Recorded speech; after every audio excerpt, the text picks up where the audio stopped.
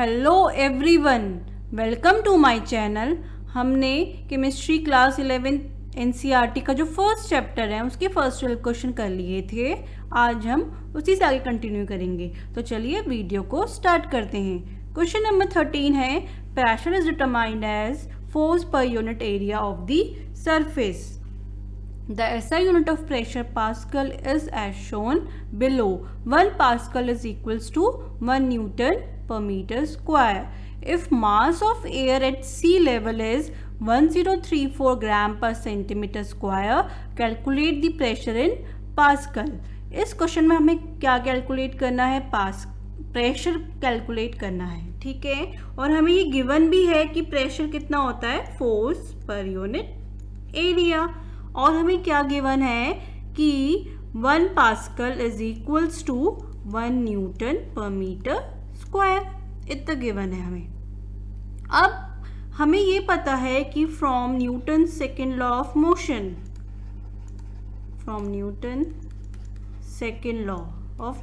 से क्या पता है, फोर्स किसके इक्वल होता है, force is equals to m a, या फिर हम क्या लिख सकते हैं, force is equals to m g, where m is mass, g is acceleration due to gravity, ठीक है।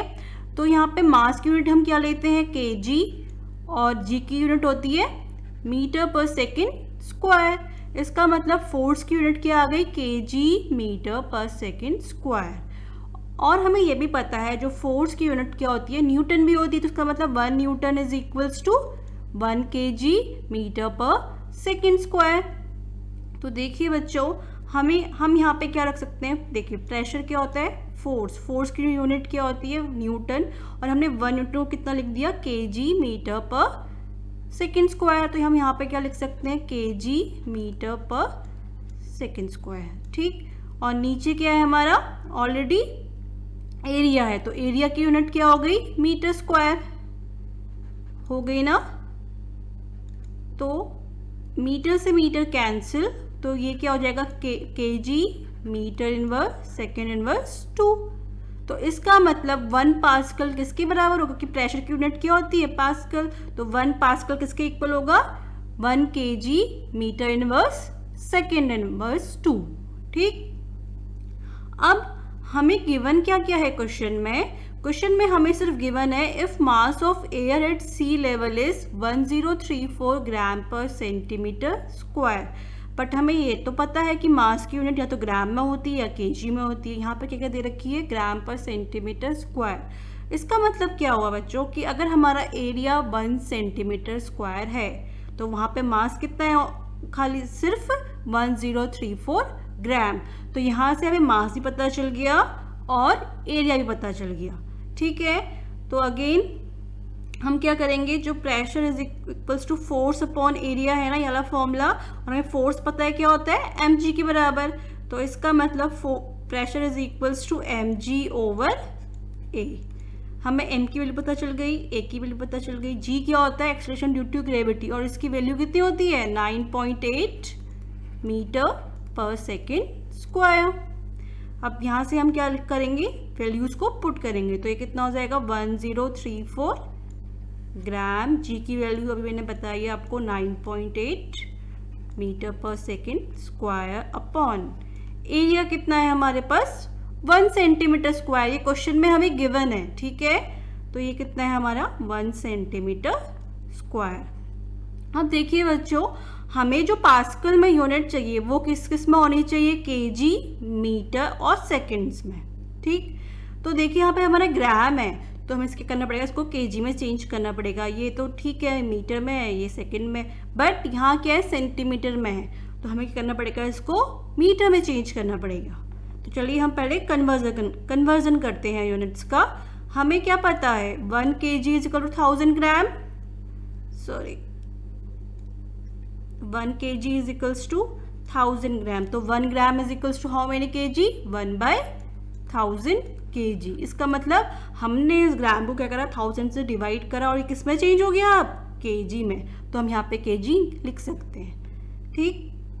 9.8 मीटर पर सेकेंड स्क्वायर को ऐसे ही रहने देते हैं, 1 अपॉन सेंटीमीटर स्क्वायर, ये है ना।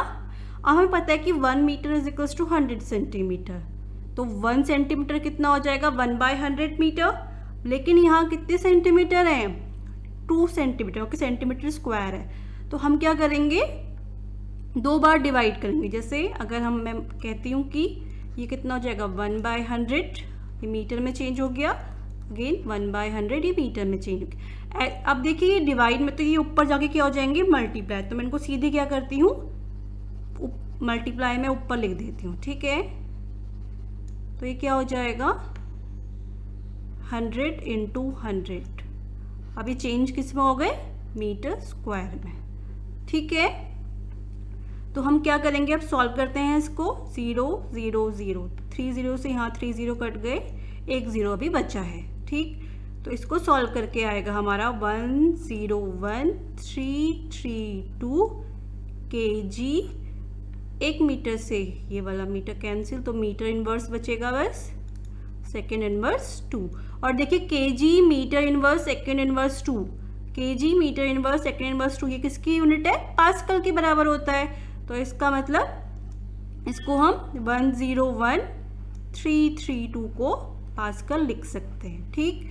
अब हम क्या करेंगे इसको साइंटिफिक फॉर्म में लिख सकते हैं, कैसे लिखेंगे 1 2 3 4 5, तो हम इसे लिख सकते हैं 1.01332 × 10⁵ पास्कल। और यही हमें कैलकुलेट करना था, क्या कैलकुलेट करना था प्रेशर को इन टर्म्स ऑफ पास्कल, और वो हमने निकाल दिया। होप आपको ये क्वेश्चन समझ में आया होगा। चलिए नेक्स्ट क्वेश्चन की तरफ मूव करते हैं। क्वेश्चन नंबर 14 है what is the SI unit of mass, how is it defined. तो बच्चों ये एक थ्योरेटिकल क्वेश्चन है और बहुत इजी भी है। तो इसमें हमें बताना है कि मास की एसआई यूनिट क्या होती है। तो हमारे पास जो 7 बेस फिजिकल क्वांटिटीज़ होती है उन्हीं में से एक फिजिकल क्वांटिटी हमारी मास भी है, और उसकी जो एसआई यूनिट होती है वो होती है एसआई यूनिट ऑफ मास होती है किलोग्राम, ठीक। और इसका जो सिंबल होता है वो होता है kg। अब हमें बताना है हाउ इज इट डिफाइंड, तो हमें डिफाइन करना है कि मास होता क्या है। तो मास क्या होता है generally matter contained in a body, या फिर बोल सकते हैं कंटेन्ड इन एन ऑब्जेक्ट। तो एक ऑब्जेक्ट या एक बॉडी में कितना मैटर प्रेजेंट है वही क्या कहलाता है, उसका मास कहलाता है। और मास और वेट में आप कंफ्यूज मत करिएगा, दोनों ही डिफरेंट वर्ड्स है। वेट क्या होता है, जो ग्रेविटी अपनी तरफ फोर्स को एक्सर्ट करती है किसी भी ऑब्जेक्ट में, वो कहलाता है उसका वेट। और मास कभी भी चेंज नहीं होता अगर हम एक प्लेस से दूसरी प्लेस में मूव करते हैं, या हम एक ऑब्जेक्ट को एक प्लेस से दूसरी प्लेस में रखते हैं। लेकिन जो हमारा वेट होता है वो वेरी कर सकता है एक प्लेस से दूसरी प्लेस में। और जो मास की जो स्टैंडर्ड डेफिनेशन है वो एनसीईआरटी में लिखी गई है, तो एक बार आप वहाँ जाके उस डेफिनेशन को देख लीजिएगा, ठीक है। एक्चुअल में मास क्या होता है ये मैंने आपको बता दिया है। होप आपको ये क्वेश्चन समझ में आया होगा। नेक्स्ट क्वेश्चन की तरफ मूव करते हैं। क्वेश्चन नंबर 15 है match the following prefixes with their multiples. हमें कुछ प्रीफिक्स दे रखे हैं और कुछ उनके मल्टीपल्स दे रखे हैं, और इन्हें क्या करना है हमें मैच करना है। तो प्रीफिक्स होते क्या हैं, प्री मतलब होता है पहले, तो प्रीफिक्स वो होते हैं जो हम क्या करते हैं अपने यूनिट से क्या लगा देते हैं, पहले उनको यूज़ करते हैं। और इनको यूज़ करने का मतलब क्या होता है, मतलब जो कोई यूनिट्स हमारी क्या होती हैं डेसिमल में होती हैं, या फिर कोई मल्टीपल्स होती हैं यूनिट्स की, तो वहाँ पर हम क्या यूज़ करते हैं प्रीफिक्स को यूज़ करते हैं। तो इनको कुछ प्रीफिक्स हमें याद करने होते हैं, जनरली एक मेमोरी बेस्ड क्वेश्चन है, तो इनको हम याद करेंगे तभी हम एक क्वेश्चन को कर पाएंगे।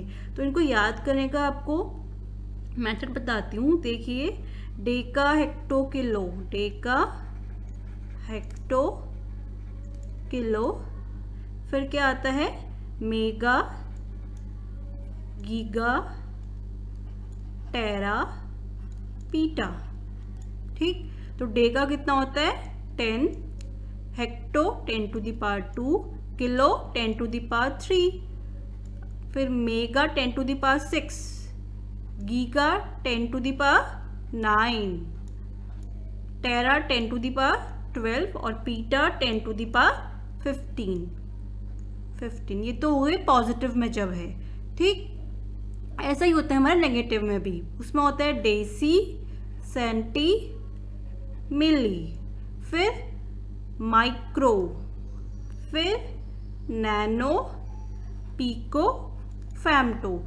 तो डे का कितना होगा 10 टू दी डेसी कितना होगा 10 to the power -1, centi 10 to the power -2, deci centi milli 10 to the power -3, फिर micro 10 to the power -6, nano 10 to the power -9, pico 10 to the power -12 और ये फेम्टो 10 टू दी पावर -15। अगर आपको इतनी units याद हैं तो आपका काम इजीली बन जाएगा, ठीक। अब जैसे मैं इसको यूज़ कैसे करते हैं, जैसे मेरा कुछ आंसर आया let's say 5.8 into 10 to the power -12 metre, ठीक। और मुझे क्या पता है कि 10 टू दी पावर -12 कितना होता है, पीको के बराबर होता है। तो मैं क्या लिख सकती हूँ 5.8 पीको मीटर। देखिए यूनिट थी मेरी मीटर, मैंने इससे आगे यूज़ किया है पीको, तो इसका मतलब ये क्या है, मेरा प्रीफिक्स मेरा यहाँ पे क्या है पीको, ठीक है। तो अगर आपको इतने प्रीफिक्सेस याद हैं तो आप इजीली कोई भी क्वेश्चंस को सॉल्व कर सकते हैं। तो देखिए अब मेरा क्या था सबसे पहले वाला पार्ट माइक्रो। तो माइक्रो कितना होता है मेरा, माइक्रो कितना बताया था मैंने 10 टू दी पावर -6। इसका मतलब मेरा फर्स्ट पार्ट क्या है, ये वाला है, ठीक। अब था डे का कितना था 10, तो डे का यहाँ आ गया, तो मेरा सेकंड पार्ट ये वाला है। नेक्स्ट है मेगा कितना था 10 टू द पावर 6, तो मेगा कहाँ जाएगा ऊपर, सबसे थर्ड वाला सबसे फर्स्ट में लिखा गया है। अब है गीगा कितना था 10 टू द पावर 9, तो 10 टू द पावर 9 कहाँ है, ये है, तो इसका मतलब ये फोर्थ पार्ट है। अब है फेम्टो कहाँ था, यहाँ पे कितना है 10 टू दी पावर -15, इसका मतलब फिफ्थ वाला ये है।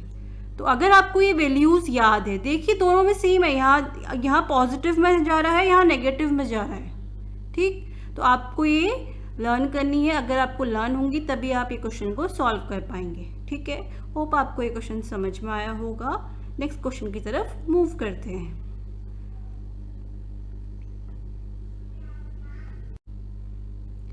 क्वेश्चन नंबर 16 है, what do you mean by significant figures. तो बच्चों ये एक थ्योरेटिकल क्वेश्चन है और समझते हैं कि सिग्निफिकेंट फिगर्स एक्चुअल में होते क्या हैं। तो इस क्वेश्चन को हम एक एग्जांपल से समझते हैं। मान लीजिए कि आपकी मैम ने आपको एक कंपाउंड दिया, आपको और आपकी फ्रेंड को, और बोला कि इसको वे करके लाइए, ठीक है। तो जो आपने जब वे किया तो उसका मास कितना आ रहा था 11.7 ग्राम, और उसी कंपाउंड का जो मास था आपके फ्रेंड का कितना आया 11.6 ग्राम। तो देखिए बच्चों यहाँ पे जो 11 है वो तो दोनों के उसमें सेम आया है, बट आपके उसमें वो 7 आया और आपके फ्रेंड के उसमें वो 6 आ गया, जो पॉइंट के बाद वाली वैल्यू है। तो जो यहाँ पे 11 वैल्यू है ये तो हमारी सर्टेन वैल्यू है, और जो 7 और 6 जो वैल्यू है जो आपकी और आपके फ्रेंड की आई है वो कैसी वैल्यू है, अनसर्टेन वैल्यू है, ठीक है। तो आप समझते हैं कि सिग्निफिकेंट फिगर्स होते क्या है उसकी डेफिनेशन से। तो significant figures are meaningful digits which are known with certainty +1 which is estimated और अनसर्टेन। मतलब सिग्निफिकेंट फिगर्स वो नंबर्स होते हैं, एक तो वो क्या होते हैं सर्टेन होते हैं, और कुछ नंबर्स ऐसे भी होते हैं उनमें जो क्या होते हैं अनसर्टेन, क्योंकि यहाँ 7 आ रहा है और वहाँ 6 आ रहा है। तो दोनों ही केस में हमारे सिग्निफिकेंट फिगर्स कितने होंगे 3। क्यों, क्योंकि दो वैल्यू तो सर्टेन है 11 मतलब 1 और 1, और यहाँ एक वैल्यू क्या है हमारी अनसर्टेन। तो दोनों ही केस में सिग्निफिकेंट फिगर्स कितने होंगे हमारे 3, ठीक है। अब सिग्निफिकेंट फिगर्स कैलकुलेट करने के लिए या डिटरमाइन करने के लिए कुछ रूल्स हैं, वो मैं आपको बताती हूँ, ठीक है। सबसे पहला रूल है कि all non zero digits are significant. मान लीजिए मैं लिखती हूँ 185 kg। ठीक है, तो यहाँ पर मेरी तीनों ही डिजिट्स जो क्या है नॉन ज़ीरो हैं, तो इसका मतलब ये तीनों ही डिजिट क्या होंगी मेरी सिग्निफिकेंट होंगी। तो इसमें कितने सिग्निफिकेंट फिगर्स होंगे 3। सेकंड जो रूल होता है वो होता है 0 preceding to the first non zero digit are non significant. ठीक है, जैसे मैं बोलूँ कि 0.05, ठीक है, डेसिमल से पहले जो भी ज़ीरो होगा या फिर डेसिमल के बाद अगर ज़ीरो है और इसके बाद एक क्या आ रहा है हमारा एक नॉन ज़ीरो डिजिट आ रही है, तो ये जो दोनों ही ज़ीरो है ना, ये दोनों ही ज़ीरो क्या होंगे मेरे नॉन सिग्निफिकेंट। क्यों? क्योंकि रूल ही बोलता है कि 0 preceding to first non zero digit are not significant. एक नॉन ज़ीरो डिजिट से पहले जितने भी ज़ीरो आते हैं वो सब क्या होते हैं हमारे नॉन सिग्निफिकेंट होते हैं। तो इसका मतलब इसमें सिर्फ 1 सिग्निफिकेंट फिगर्स हैं। ठीक है, थर्ड रूल बोलता है 0 between 2 non zero digits are significant. जैसे मैं लिखूँ 1001, तो ये कितने हैं, कितने सिग्निफिकेंट फिगर्स होंगे इसमें 4। क्यों? क्योंकि अगर कोई दो नॉन ज़ीरो डिजिट कौन कौन सी है, यहाँ भी 1 है यहाँ भी 1 है, अगर इनके बीच में हमारा ज़ीरो आ रहा है तो वो हमेशा सिग्निफिकेंट माना जाएगा। इसका मतलब यहाँ कितने सिग्निफिकेंट फिगर्स होंगे 4। ठीक, और लास्ट है 0 एट द एंड और right of a number are significant provided they are on the right side of the decimal. मान लीजिए कि मैंने लिखा 10.0, ठीक, तो यहाँ पर रूल बोलता है कि अगर हमारा डेसिमल के बाद ज़ीरो आ रहा है, क्या बोला मैंने, अगर हमारा डेसिमल के बाद ज़ीरो आ रहा है तो वो क्या होगा सिग्निफिकेंट होता है। इसका मतलब इसमें कितने सिग्निफिकेंट फिगर्स होंगे 3। ठीक है, अगर मैं लिखती हूँ 0.020, तो इसमें कितने होंगे, देखिए नॉन ज़ीरो डिजिट हमारे यहाँ पे 2 है, लेकिन हमें पता है कि अगर 2 के लेफ्ट में जितने भी ज़ीरो होंगे वो सब क्या होते हैं नॉन सिग्निफिकेंट होते हैं फिगर्स। तो इन दोनों की तो कोई वैल्यू हुई नहीं, इनको काउंट करेंगे नहीं। लेकिन हमें पता है अगर डेसिमल के बाद अगर कोई नॉन ज़ीरो डिजिट है और उसके बाद ज़ीरो आ रहा है, इसका मतलब वो क्या होगा सिग्निफिकेंट होगा। तो यहाँ पे हमारे कितने सिग्निफिकेंट फिगर्स होंगे 2, तो यहाँ पे 2 सिग्निफिकेंट फिगर्स होंगे। तो होप आपको सिग्निफिकेंट फिगर्स का मतलब समझ में आया होगा। If you like my videos please share and subscribe my channel. Thanks for watching, have a nice day.